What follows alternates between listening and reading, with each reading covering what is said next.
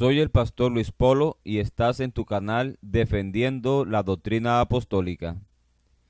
Es nuestro deseo poder compartir este estudio desarrollando los versículos de Génesis capítulo 1, versículo 26, 3:22 y 11:7, donde Dios habla de manera plural. Los trinitarios han tomado los anteriores versículos como evidencias escriturales donde Dios ha revelado según ellos la existencia de su ser en tres personas divinas. Por lo anterior, vemos la necesidad en dar la interpretación a estos versículos a la luz de las mismas escrituras. Génesis capítulo 1, versículo 26 dice: Entonces dijo Dios, hagamos al hombre a nuestra imagen, conforme a nuestra semejanza, y señoree en los peces del mar, en las aves de los cielos, en las bestias, en toda la tierra y en todo animal que se arrastra sobre la tierra. La Trinidad ha considerado que la expresión plural hagamos es muestra incuestionable sobre la identidad tripersonal de Dios, donde las tres personas de la Trinidad son co-creadoras.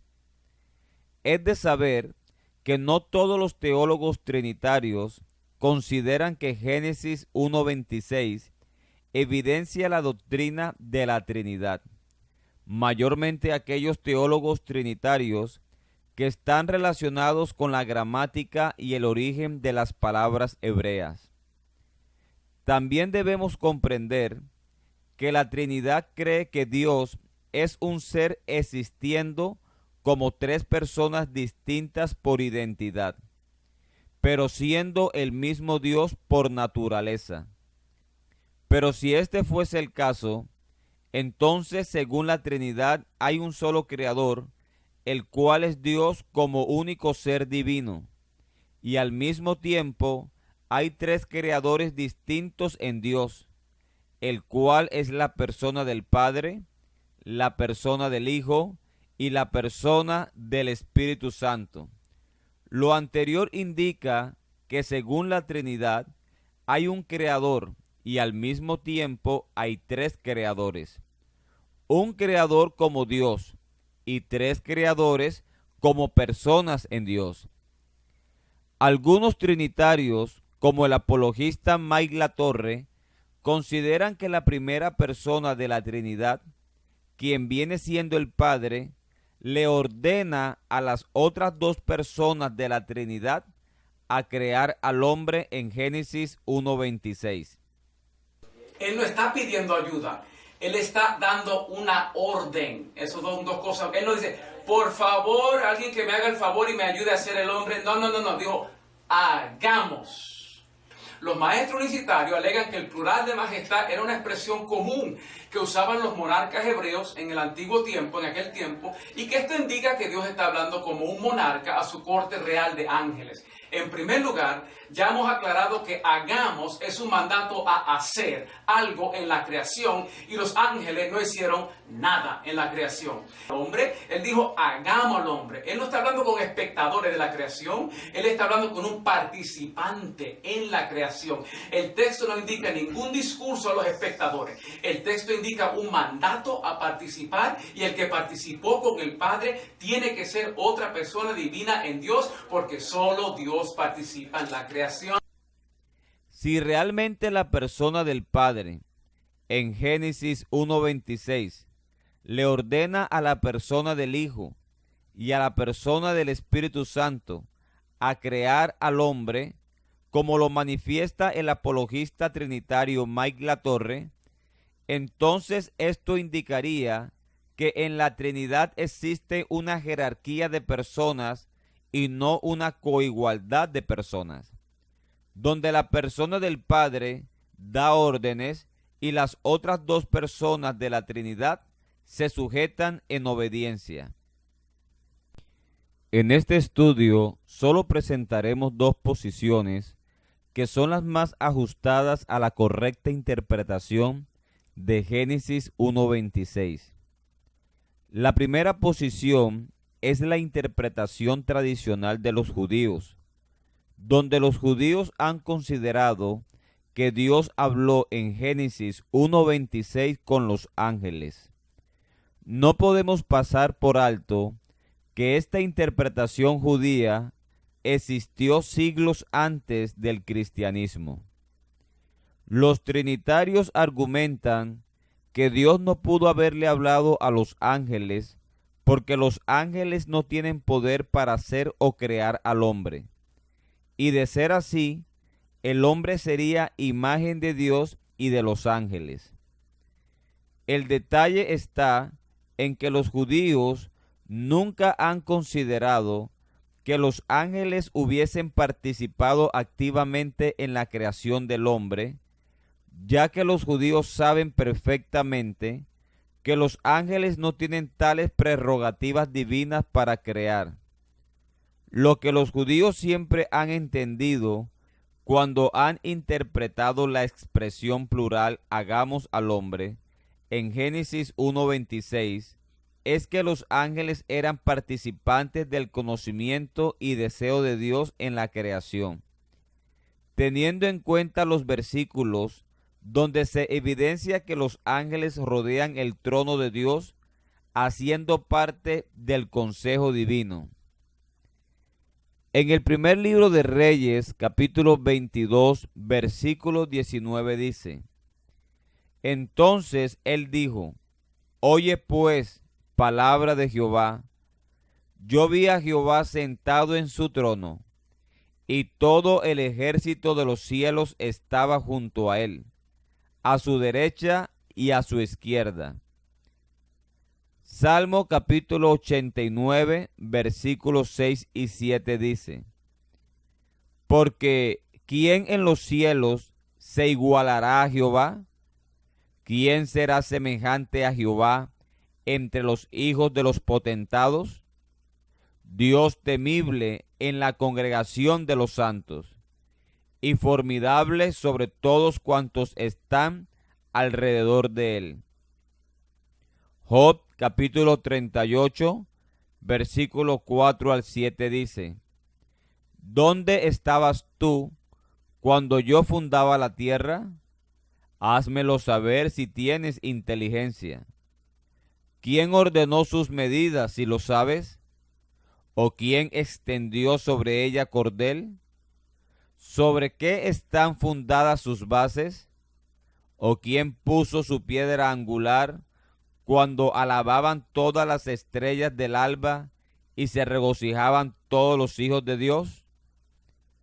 Cuando en Job capítulo 38, versículo 7, se habla de los hijos de Dios, se hace referencia a los ángeles, según Job capítulo 1, versículo 6, quienes se regocijaron en el momento en que Dios estaba creando. Si los judíos, a través de su historia, hubiesen creído que en Dios hay una pluralidad de personas, entonces los judíos nunca hubiesen interpretado Génesis capítulo 1, versículo 26, como Dios hablando con los ángeles. Los judíos entendían que Dios hablaba con alguien más por causa del plural hagamos. Pero buscando una respuesta en la Escritura, solo vieron que Dios estaba con los ángeles y no con otras personas divinas y coiguales. Por esta causa, los judíos interpretaron la expresión plural hagamos como la invitación de Dios a su corte celestial. Para los trinitarios, las tres personas de la Trinidad co-crearon al hombre a la imagen de Dios. Pero si esto fuese así, entonces el hombre fue creado por un Dios tripersonal. Por tal motivo, el hombre debe tener la imagen y semejanza del Dios tripersonal.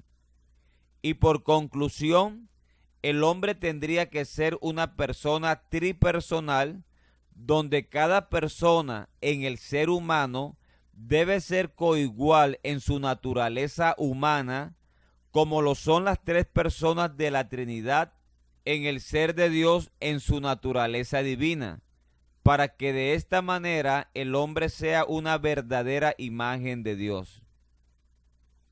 Los trinitarios creen que cada persona de la Trinidad tiene su propia mente, su propia voluntad, su propio corazón. De ahí que cada persona de la Trinidad es considerada una persona divina, como lo dice el teólogo trinitario Miguel Núñez.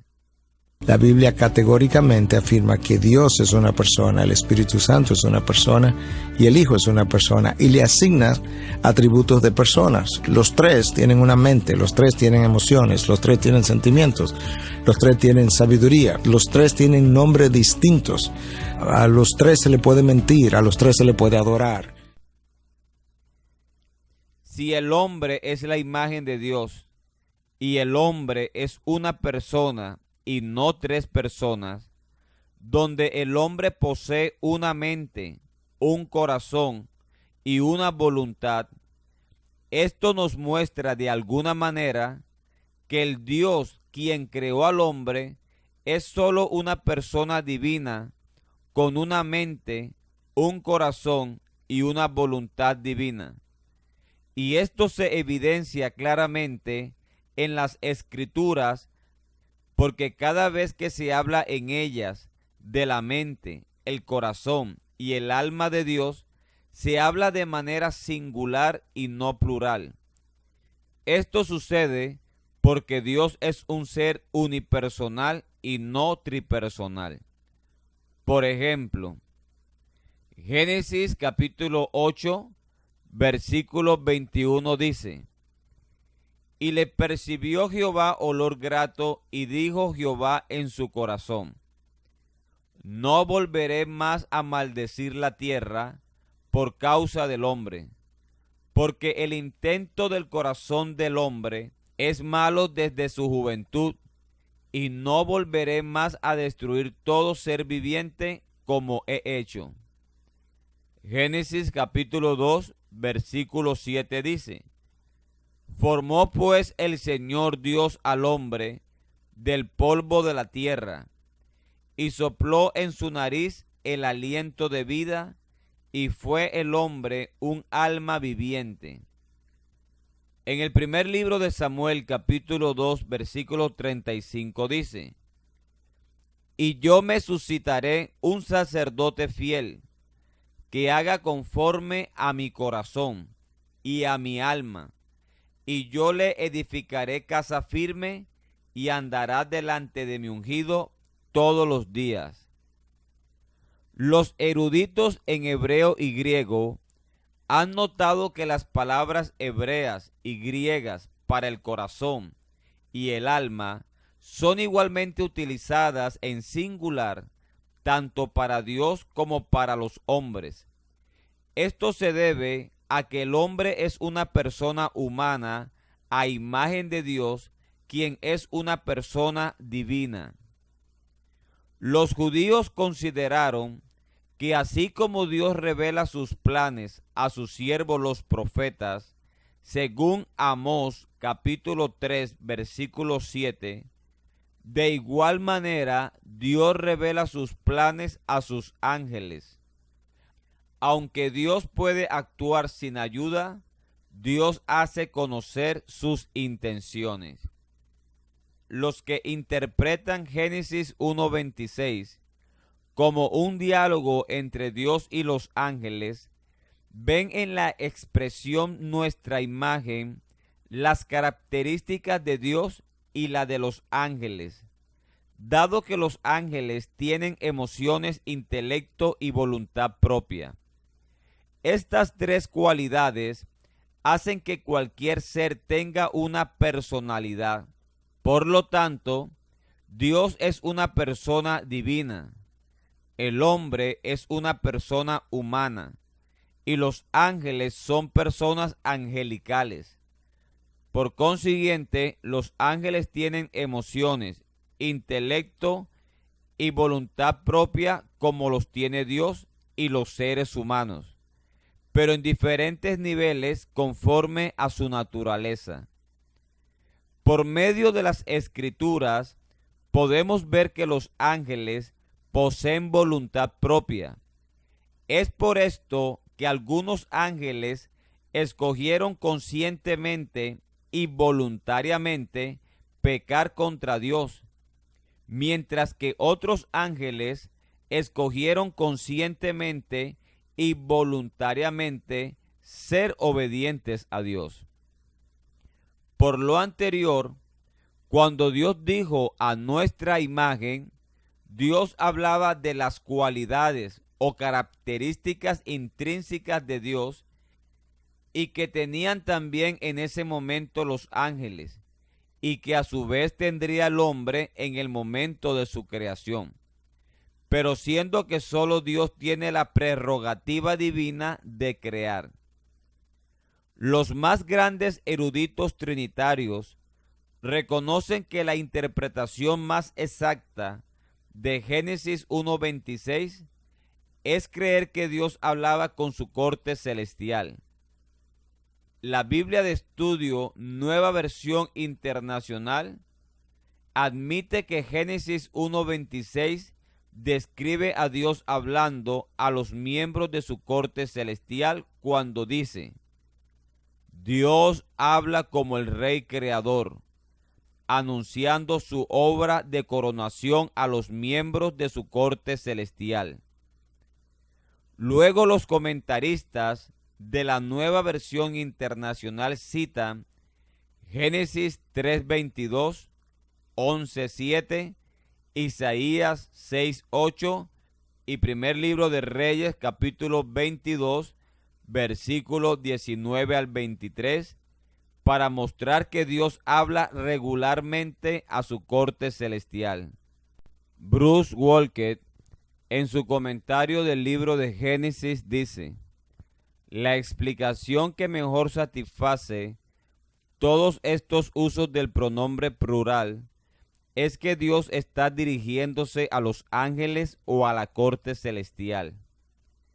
Parece que en las 4 ocasiones donde aparece el pronombre nosotros para Dios, Dios se está refiriendo a nosotros cuando los seres humanos están chocando con el mundo celestial y Él está diciendo su destino.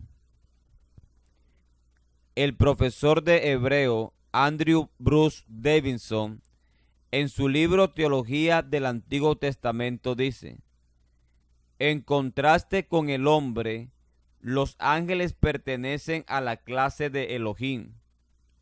Podría ser una cuestión interesante cómo el mismo nombre Elohim llegó a significar tanto Dios como esta clase de seres. Quizás deberíamos contentarnos con la explicación general de que el nombre que significa poderes es empleado desde el punto de vista del hombre sobre todo lo que está por encima de él. Aunque se les dio el mismo nombre, los dos nunca son confundidos en las Escrituras.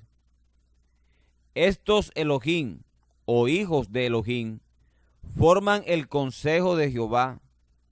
Ellos lo rodean y le ministran. Él y ellos son Elohim.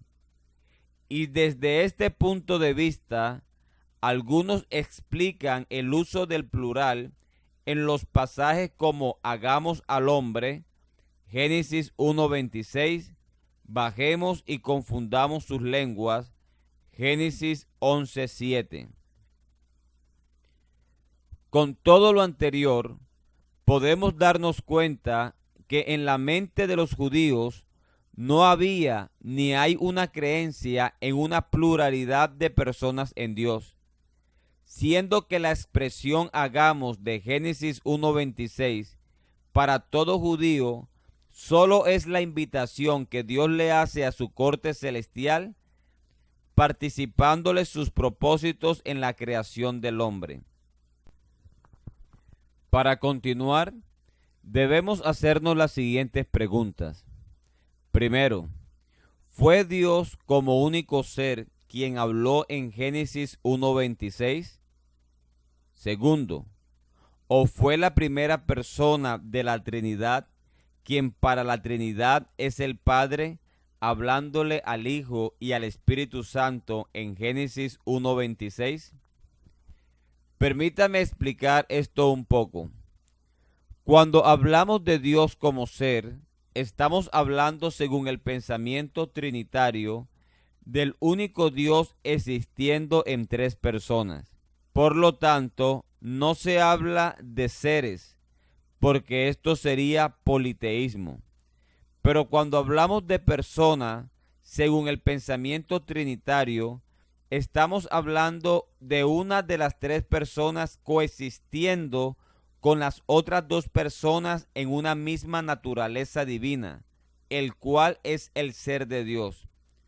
Con esta breve aclaración, pasamos a dar respuesta a las anteriores preguntas. Primero, ¿fue Dios como único ser quien habló en Génesis 1:26? Teólogos trinitarios relacionados a la gramática del hebreo consideran que el ser de Dios, y no una persona en particular, habló en Génesis 1:6, y que la expresión plural hagamos solo es la conversación de Dios con los ángeles, o el resultado de una figura literaria llamada plural de majestad. Y esto lo veremos más adelante. Si decimos que en Génesis 1:26 Dios como ser divino habló con otro ser divino, esto sería politeísmo explícito. Es por esto que la Trinidad no dice que Dios como ser habló con otro ser. Lo que la Trinidad dice es que una persona divina habló con las otras dos personas divinas en el mismo ser de Dios. Segundo, fue la primera persona de la Trinidad, quien para la Trinidad es el Padre, hablándole al Hijo y al Espíritu Santo en Génesis 1:26. Para los que insisten en que Génesis 1:26 muestra implícitamente una Trinidad, creen que el Dios Padre, quien para la Trinidad sería la primera persona, habló en Génesis 1:26 con el Hijo y el Espíritu Santo, quienes serían las otras dos personas de la Trinidad. El problema de esta posición es la siguiente. Cuando comenzamos a leer el capítulo 1 de Génesis, podemos observar que el que comienza a hablar a partir del versículo 3 es la misma persona que se identifica a lo largo de todo el capítulo. Leamos algunas porciones del capítulo 1 de Génesis. Génesis capítulo 1, versículo 1. En el principio creó Dios los cielos y la tierra. Aquí podemos ver a Dios creando. Versículo 3. Y dijo Dios, sea la luz, y fue la luz. Versículo 6. Luego dijo Dios, haya expansión en medio de las aguas, y separe las aguas de las aguas. Versículo 9. Dijo también Dios, júntense las aguas que están debajo de los cielos en un lugar, y descúbrase lo seco, y fue así. Versículo 11. Después dijo Dios, produzca la tierra hierba verde, hierba que dé semilla, árbol de fruto que dé fruto según su género, que su semilla esté en él sobre la tierra, y fue así. Versículo 14. Dijo luego Dios, haya lumbreras en la expansión de los cielos, para separar el día de la noche, y sirvan de señales para las estaciones, para días y años. Versículo 20. Dijo Dios, produzcan las aguas seres vivientes, y aves que vuelen sobre la tierra, en la abierta expansión de los cielos.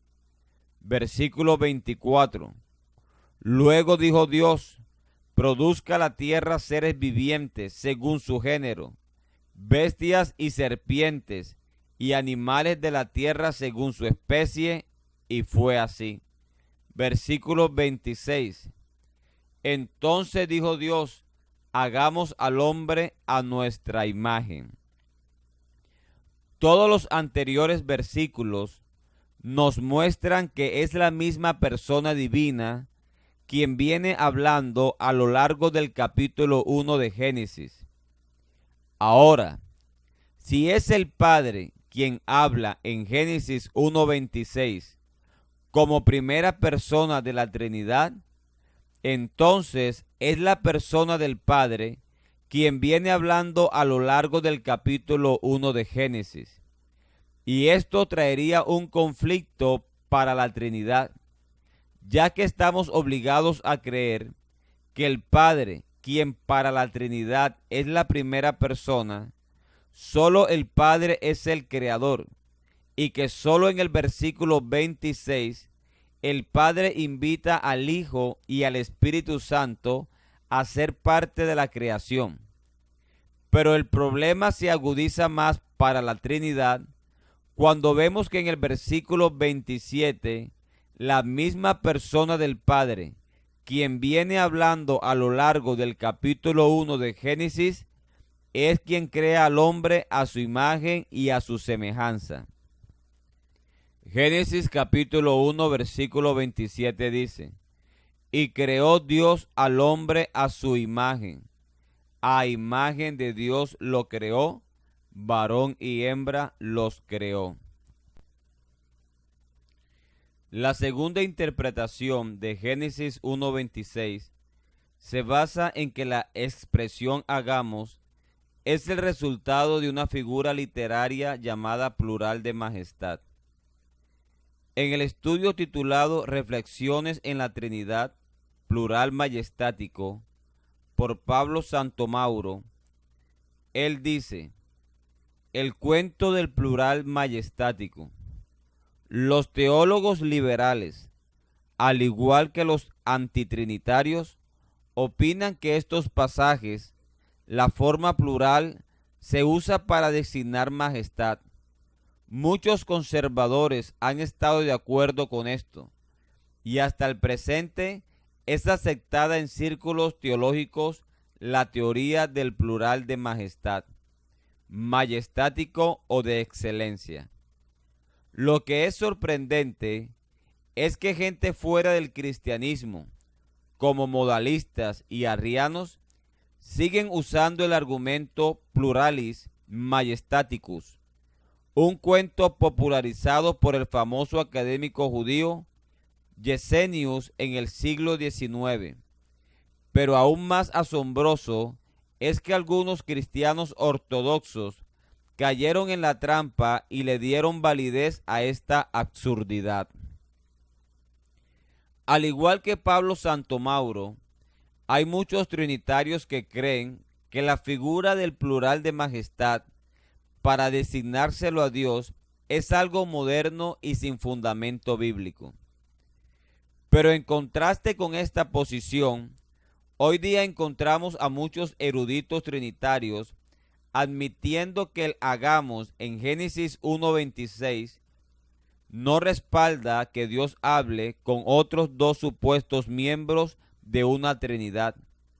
Por ejemplo, el famoso teólogo Gordon Wenham, quien es un erudito y escritor británico del Antiguo Testamento y reconocido como uno de los mejores comentaristas evangélicos de la actualidad, y que a su vez no es enemigo de la Trinidad, escribió un comentario en 2 volúmenes sobre el libro de Génesis, donde escribe sobre Génesis 1:26 lo siguiente: los cristianos han visto tradicionalmente Génesis 1:26 como un presagio de la Trinidad. Ahora se admite universalmente que esto no era lo que el plural significaba para el autor original. Lo que Gordon Wenham manifiesta sobre el abandono actual y progresivo de los trinitarios en la creencia de una supuesta Trinidad en el plural hagamos, encontrada en Génesis 1:26, se debe a los estudios realizados por eruditos del idioma hebreo, quien a través de libros y universidades teológicas han enseñado sobre el plural de majestad en tal versículo.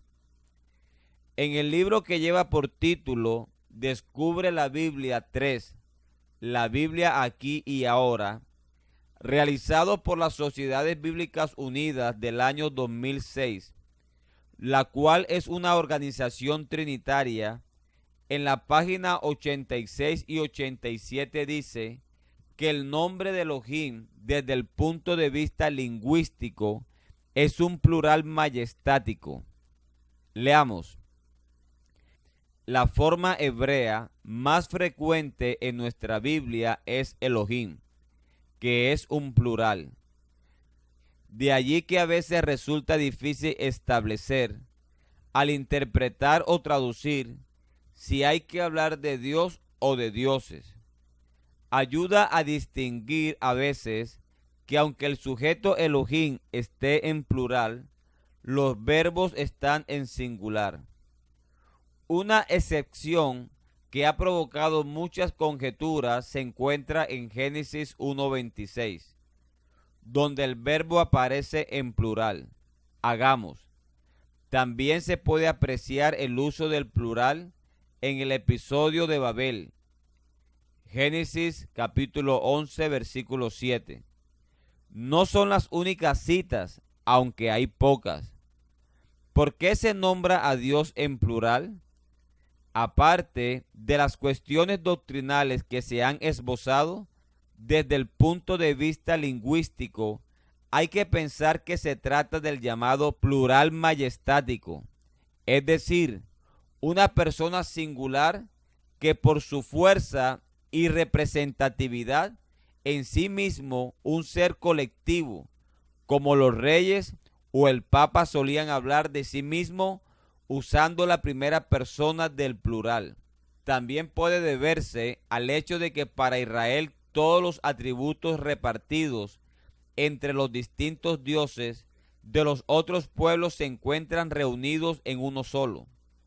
De allí que aunque sea uno, es nombrado como plural, como el Dios de los cielos, el que reúne en sí todo lo divino. El uso del plural para nombrar un Dios particular no es, sin embargo, exclusivo del idioma hebreo. Por lo anterior, no es difícil pensar que una persona divina al cual se le atribuye una pluralidad de características divinas exhibidas en él, hable de sí mismo en forma plural. Uno de los ejemplos que podemos ver sobre el plural de majestad está en las palabras de Acab, rey de Israel.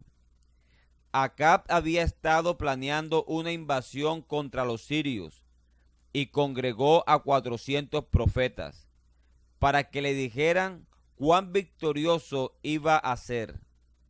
Sentándose en su trono real, frente a su asamblea de cortesanos, Acab preguntó a los 400 profetas en forma plural: ¿iremos a la guerra contra Ramot de Galaad o me estaré quieto? Leamos.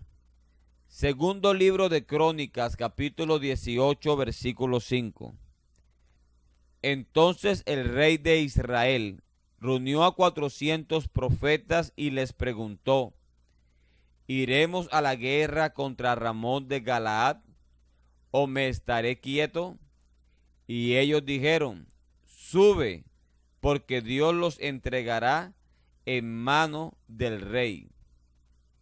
Algunos trinitarios consideran que el rey Acab habló en plural, iremos, porque él estaba hablando a nombre propio y al mismo tiempo a nombre del rey Josafat, quien estaba en ese momento con él.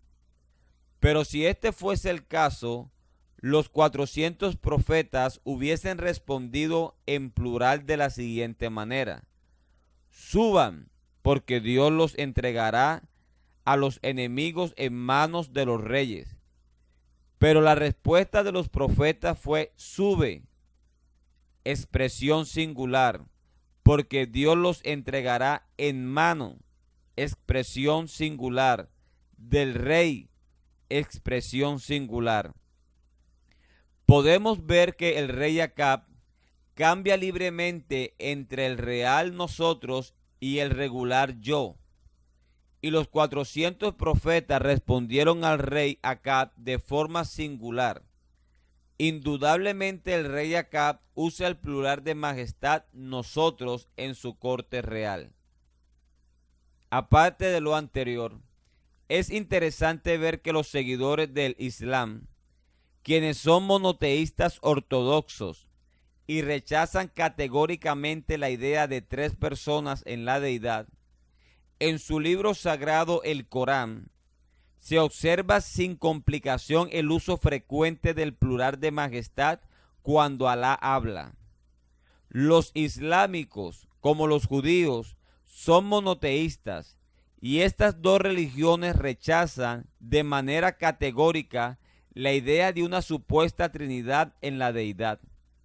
Esto se debe a que tanto los israelitas como los musulmanes son hijos de Abraham, quien fue amigo de Dios y quien creía en un Dios. Los israelitas y los musulmanes heredaron la fe de su padre Abraham en la creencia de un Dios unipersonal y no tripersonal. Observemos la declaración de fe de los judíos y la declaración de fe de los islámicos. En la escritura judía, conocida en el mundo cristiano como Antiguo Testamento, dice en Deuteronomio 6:4: Oye Israel, Jehová nuestro Dios, Jehová uno es. En la escritura islámica, conocida como el Corán, en el capítulo 112 dice: En el nombre de Alá, el Clementísimo, el Misericordiosísimo. Él es Dios, uno, Dios eterno. No ha engendrado ni ha sido engendrado, y no hay otro semejante a Él.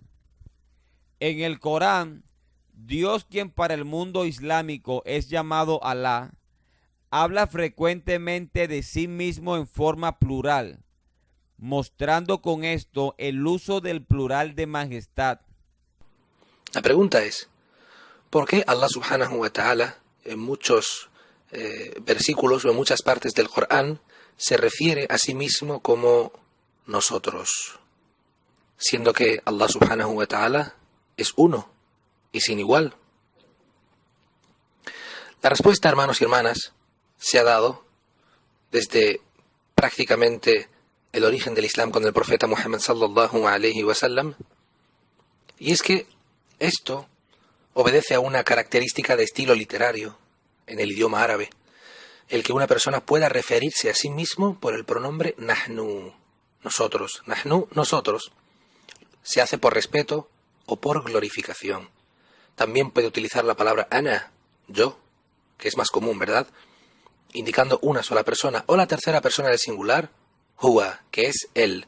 Todos estos tres estilos están usados en el Corán, donde Allah subhanahu wa ta'ala se dirige a los árabes en su propia lengua.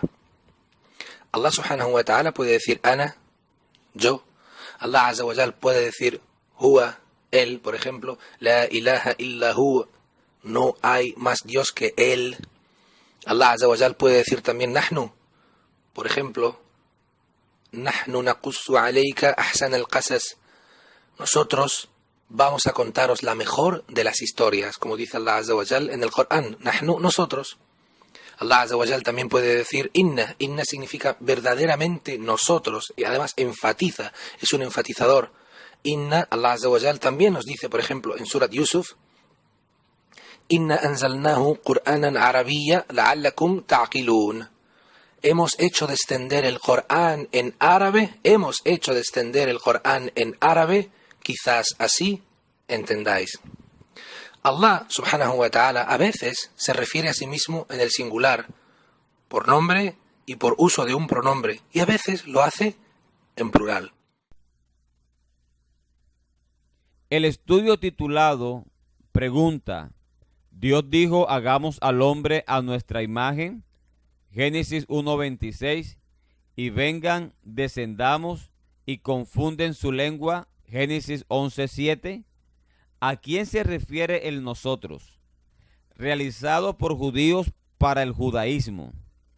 En su respuesta dice: los cristianos trinitarios sostienen que Génesis 1:26 y Génesis 11:7 son textos de prueba de un supuesto Dios triunidad. Pero esta afirmación es errónea.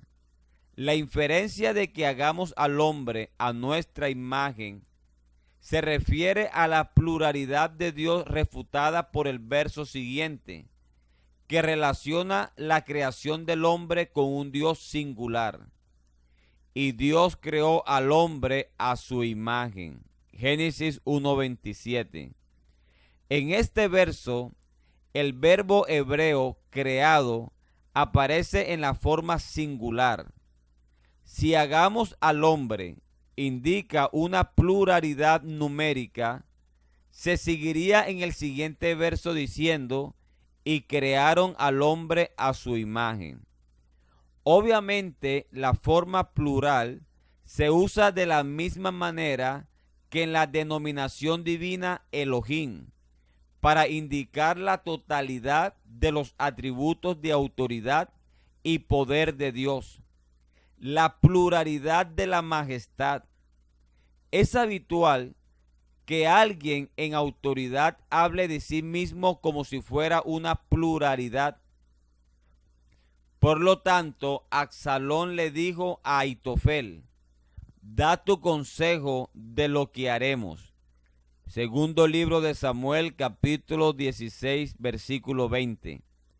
El contexto muestra que estaba buscando consejo para sí mismo, aunque se refiere a sí mismo como nosotros.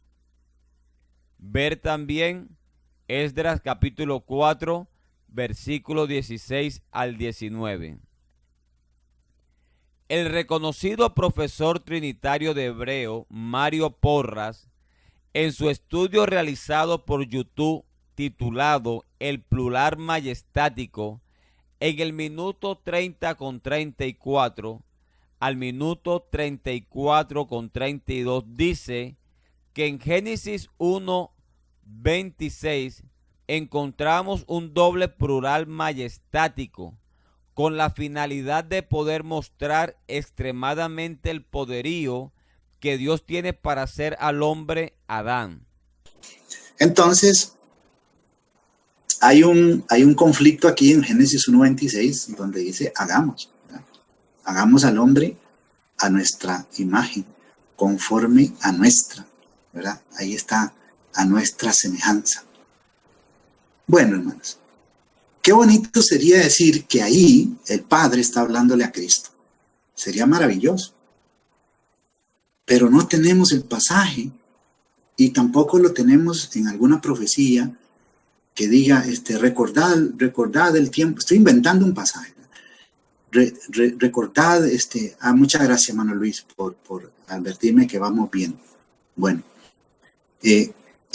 no hay ninguna profecía que diga, recordad en los días del principio, en los días de la creación, cuando el Padre, el Hijo y el Espíritu crearon al ser humano a su imagen. ¿Ve? O sea, si realmente hubiera un pasaje eco, eso le llamamos pasaje eco, o bien un pasaje paralelo, o simplemente una referencia, pero no la tenemos. Es decir, sería forzarle a la teología. Ahora bien, ¿qué piensa un judío como el rabí Yitzhak Shlomo, que mayormente conocido como Rashi? Él hace mención de los ángeles, de unos seres espirituales a los cuales el Señor les dice, hagamos. Ahora bien, ¿tiene alguna otra evidencia de si tiene algún eco ese pasaje? Pues sí lo tiene. aunque parece que no, sí lo tiene. Y es cuando, de hecho hablamos eso, cuando Josafat y el rey Acab estaban sentados cada uno en su trono y iban a hacer la guerra contra Moab, ¿se acuerdan? Entonces llegó un profeta y dijo, vi yo al Señor sentado y todo el ejército de los cielos. Entonces ve, Rashi no está tan extraviadillo, ¿no? ¿Verdad? Algo de sentido tiene por ahí. Sin embargo, dejemos, ahora sí, hagamos aparte a Rashi y hagamos aparte los pasajes paralelos y cedámosle el campo a la Biblia hebrea, que es lo que la Biblia hebrea dice aquí. ¿Ve? Entonces, es un plural de intensidad, hagamos. ¿Ve? Entonces, aquí nace, dice, entonces, es que quiero leerlo mejor desde el puro principio. Entonces dijo Elohim, naase Adán, paremos ahí. Y entonces dijo Elohim, hagamos, ¿verdad? No solamente en los sustantivos, en hebreo hay plural majestático, sino hay en los verbos también. O sea, mis hermanos, cuando un verbo o cuando un sujeto aparece en doble plural majestático, ¿verdad? Porque obviamente en el 26 es Elohim con mayúscula, es decir, es Dios con mayúscula. Pero cuando aparece tan seguido, tan enfático, un plural de esta envergadura, es que se está hablando definitivamente en mucho o extremadamente, refiriéndose al poderío que tiene el Señor para hacer lo que el contexto dice que va a hacer, y es al Adán. ¿Eh? Aparte de lo anterior, se puede observar que la razón por la cual Dios utilizó una forma plural de majestad para la creación del hombre, según su contexto inmediato, es por causa de lo que es Dios y por lo que llegaría a ser el hombre. Dios es creador y Señor de todo, y el hombre en el momento en que él fue creado, fue Señor de la creación de Dios. Génesis 1:26 dice, entonces dijo Dios, hagamos al hombre a nuestra imagen, conforme a nuestra semejanza, y señoree en los peces del mar, en las aves de los cielos, en las bestias, en toda la tierra y en todo animal que se arrastra sobre la tierra. El hombre obtuvo el señorío de la creación y la capacidad de enseñorearse de ella, y esto por causa de que el hombre era la imagen de su creador.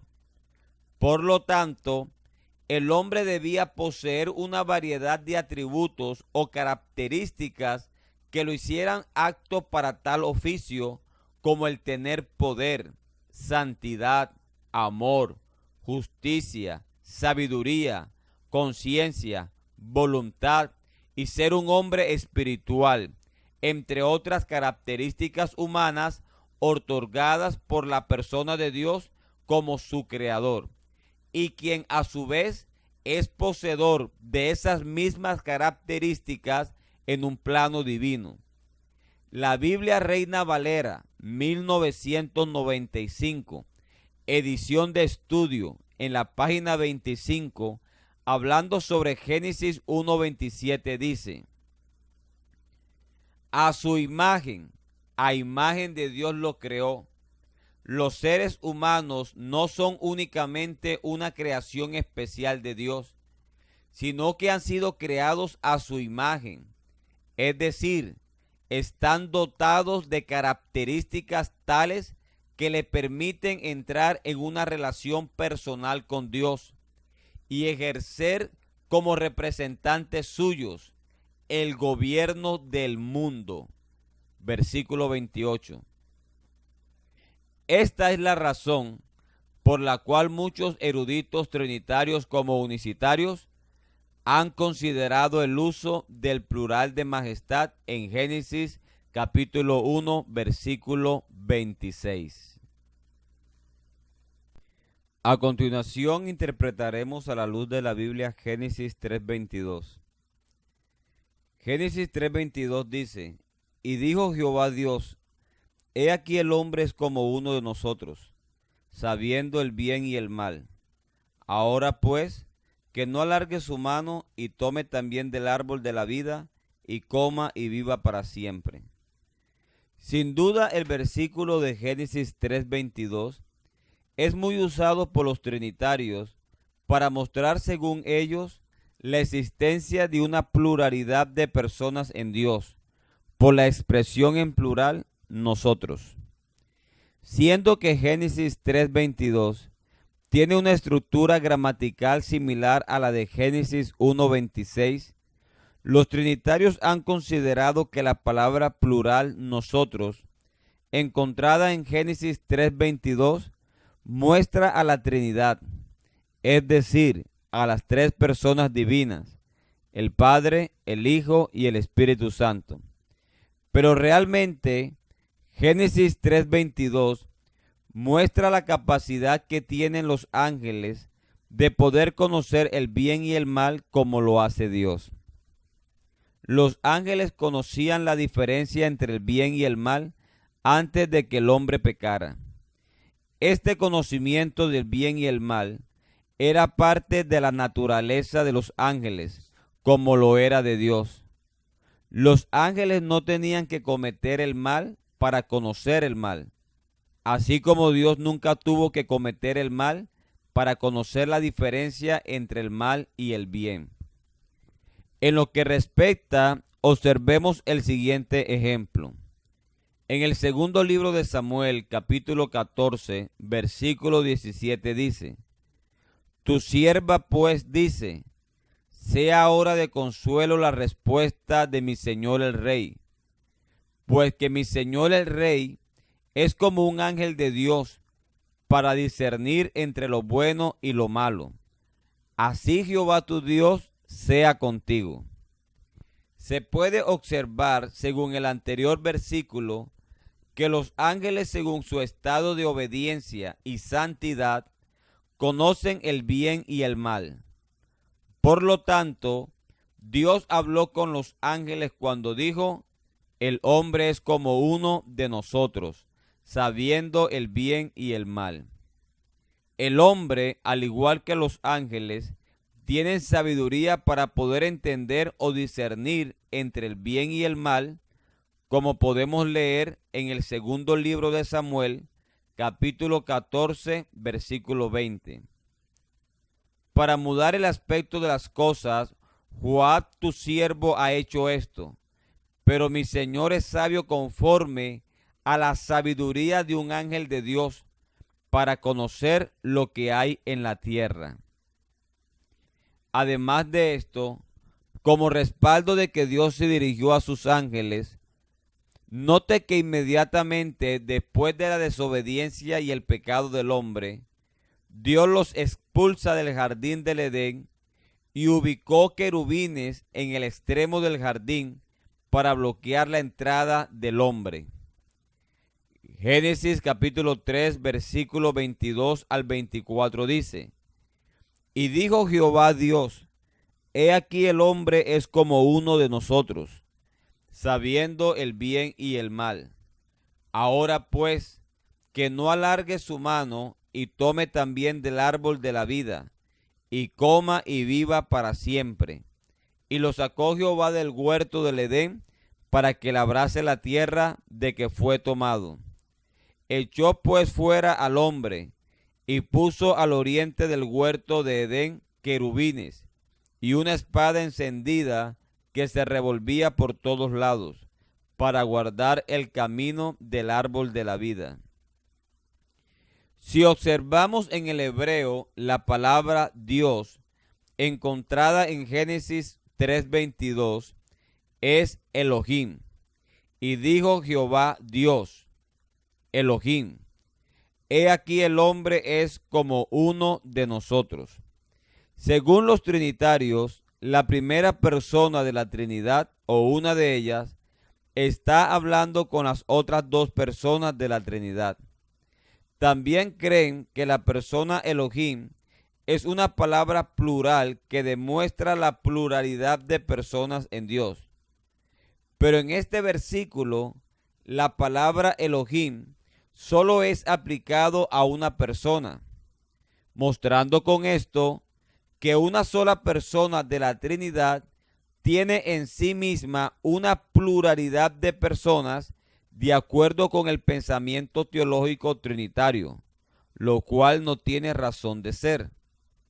La palabra uno, que antecede a la palabra nosotros, encontrada en Génesis 3:22, en hebreo es Ejad. Para los trinitarios, la palabra Ejad es una palabra que muestra una unidad compuesta. Pero notemos que una sola persona de la Trinidad, según ellos, está hablando con las otras dos personas divinas.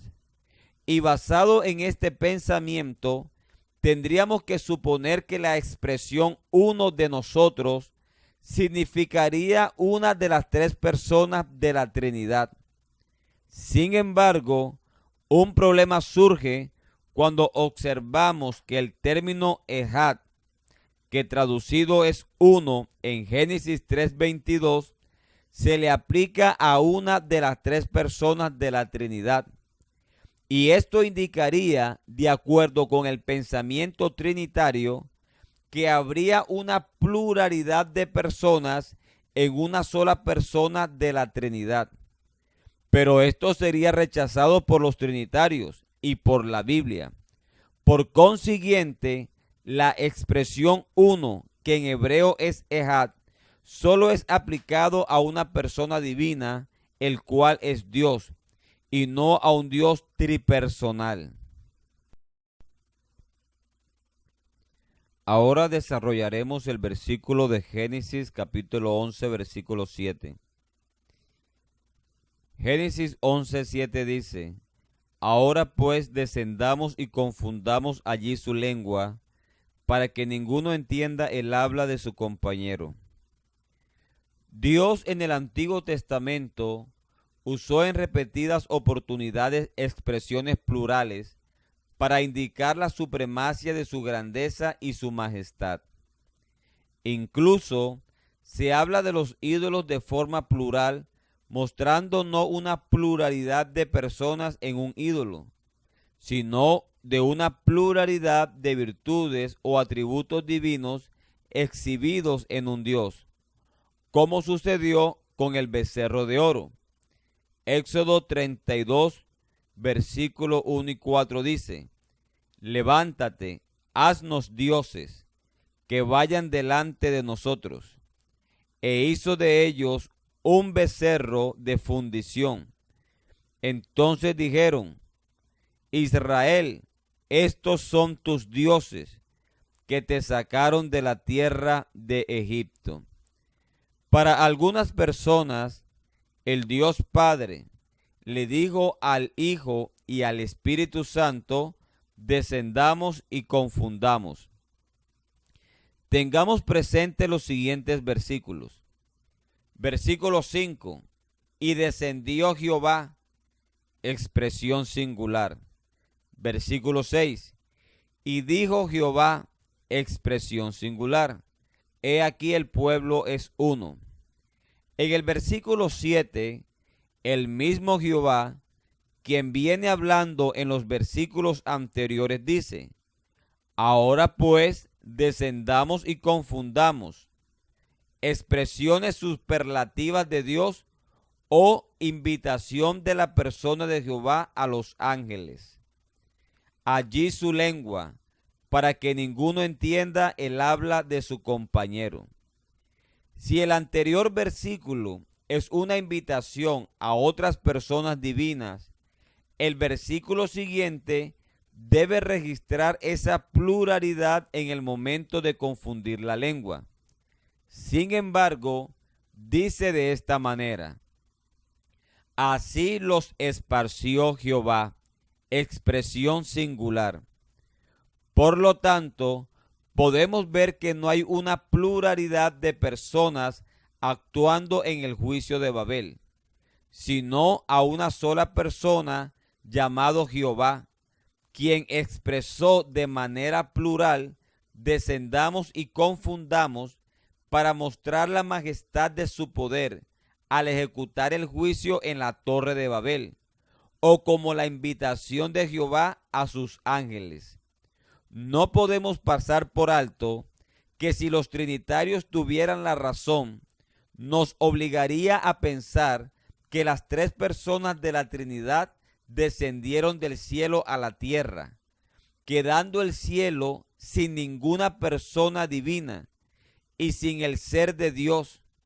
Por lo tanto, no había Dios en el cielo a quien los ángeles pudieran adorar, a menos que los trinitarios crean que aunque las tres personas de la Trinidad descendieron, tengan la facultad de estar abajo en la tierra haciendo juicio en Babel, y al mismo tiempo las tres personas de la Trinidad estaban en el cielo recibiendo adoración de los ángeles, lo cual nos permite concluir que Dios como ser tiene la capacidad de estar en todas partes al mismo tiempo, haciendo cosas simultáneamente, tanto en la tierra como en el cielo, sin dejar de ser uno y el mismo. El anterior pensamiento es lo que teológicamente se conoce como la unicidad de Dios, donde se cree en la existencia de un solo y único Dios, quien es el Padre, quien se manifestó en carne, llegando a existir en dos formas distintas, según Filipenses capítulo 2, versículos 6 y 7, y que a su vez, por ser espíritu omnipresente, trasciende a su manifestación en carne, logrando por prerrogativa divina estar en todas partes. De tal manera, Jesús como hombre e hijo podía estar en la tierra, y al mismo tiempo Jesús como Dios y Padre podía estar en la tierra en la persona de Jesús y en los cielos recibiendo adoración de los ángeles. Soy el pastor Luis Polo y este es tu canal Defendiendo la Doctrina Apostólica. Suscríbete y dale clic a la campanita para que te sigan llegando estudios como estos. Dios les bendiga.